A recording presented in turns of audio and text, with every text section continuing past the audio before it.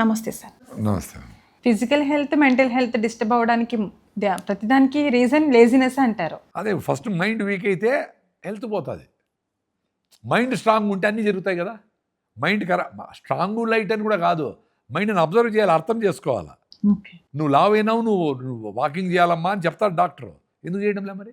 అసలు డాక్టర్ ఎందుకు చెప్పాలా? లావ్ అయినావు నీ మిషనే చెప్తా ఉంది కదా, నీ బట్టలే చెప్తా ఉన్నాయి కదా వేసుకునేటప్పుడు, నీ ప్యాంటు చెప్తా ఉంది, నీ బట్టలు చెప్తా ఉండేవి. మరి ఎందుకు చేయడంలే? ఎవరో దగ్గర పోయి చెప్పించుకొని ఎప్పుడు చేస్తాడో, క్యాన్సర్ వచ్చింది అంటే అప్పుడు పోతాడు, పరిగెత్తాడు, పసుపు దాదామా గోమూత్రం దాదామా అని అంటాడు. వచ్చే వరకు యాక్సిడెంట్ చేసి ఎందుకు పోవాలి? యాక్సిడెంట్ కాకనే బండి తోలు. అవును సార్, ఇది కరోనా టైంలో ఇలాగే జరిగింది కదా సార్. హైజీనిక్గా ఉండాలి అనేది, ఎక్కువ హైజీనిక్గా ఉండాలనుకునే వాళ్ళకి రోగాలు వచ్చినాయి. మడ్డిగా పడిన వాళ్ళందరూ బతికిపోయినారు. ఎందుకో you are living with bacteria. నీ బాడీలో 70 ట్రిలియన్ల సెల్స్ ఉంటే 500 ట్రిలియన్ల మైక్రోబ్స్ ఉన్నాయి. Microbes, you are living with microbes. నువ్వు చచ్చిపోతే అవి చచ్చిపోతాయనే భయంతో నిన్ను ప్రొటెక్ట్ చేస్తూ ఉంటాయి microbes. You are living with microbes. Zero microbes ఇది అది అని టీవీలో వస్తాయి కదా, పెద్ద ఫార్స్. నీ స్కిన్ మీద కూడా రకరకాల మైక్రోబ్స్ ఉండి ఎవడన్నా కరోనానో ఎవడన్నా పేషెంట్ తగ్గినా తుమ్మినా అది వచ్చి పడితే అవి కంట్రోల్ చేస్తూ ఉంటాయి. నీ నోట్లో మంచి మైక్రోబ్స్ ఉండి నువ్వు తిన్నప్పుడు తాగినప్పుడు ఏమన్నా గాల్లో వచ్చిన మైక్రోబ్స్ అవి కంట్రోల్ చేస్తూ ఉంటాయి. అవి మిస్ అయితే గొంతులోకి పోయి థ్రోట్ ఇన్ఫెక్షన్, అది మిస్ అయ్యి ఫైటింగ్లో ఓడిపోతే అప్పుడు లంగ్స్లోకి పోయి లంగ్ ఇన్ఫెక్షన్ వస్తుంది. ఓకే. సో నోరు హైజీనిక్గా ఉండాలంటే ఏంది? బ్రష్ చేసి పెట్టి తోవేసి లిస్టిన్లు డెటాల్ వేసేది కాదు. నోరుని డిస్టర్బ్ చేయకుండా, కెమికల్స్ వాడకుండా, టూత్పేస్ట్ వాడకుండా, ఏదో పళ్ళపొడి వాడి ఏదైనా ప్రాబ్లం వస్తే పుల్లటి మజ్జిగ పుక్కిలిచ్చి రైట్ ఫుడ్ తిని నీ బాడీ మొత్తం మీద ఒక రిచ్నెస్ న్యాచురల్గా ఉండేట్టుగా చూసుకుంటే that will take care.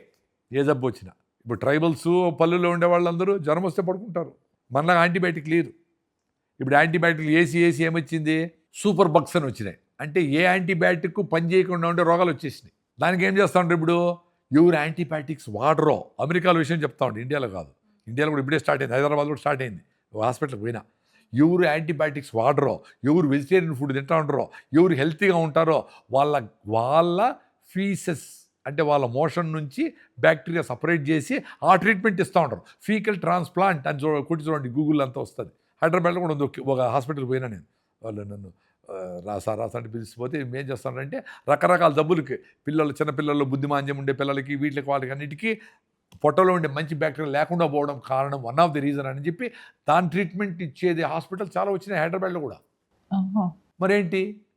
So పొట్టలో బ్యాక్టీరియా బాగుండాలంటే అంబలి, మన పెద్దోళ్ళందరూ చెప్పినది అంబలి తాగండిరా, ఆ పొద్దున్నే లేండిరా, సూర్య నమస్కారాలు చేయండిరా, బ్రహ్మూర్తం లేండిరా, ఏకాదశి ఉపవాసం ఉండండిరా అని చెప్పినారు. నమ్మలా మీరు? ఇప్పుడు ఎవరో పెద్ద నోబెల్ ప్రైజ్ వచ్చింది అని చెప్తే వింటా ఉంటారు, నమ్ముతూ ఉంటారు కానీ చేయడంలే. చాలామంది సార్ మిమ్మల్ని ఫాలో అవుతా ఉన్నాం సార్, సెల్ఫీ సార్ అంటాడు. ఫాలో అయితే ఏమొస్తుందిరా? నా సెల్ఫీ తీస్తే ఏమొస్తుంది? రాయిదావు తాగితే వస్తుంది, మెట్లు దిగితే వస్తుంది, పరిగెత్తే వస్తుంది, జొన్న రొట్టె తింటే వస్తుంది, ఉపవాసం ఉంటే వస్తుంది. Thank you sir. Thank you. నమస్తే.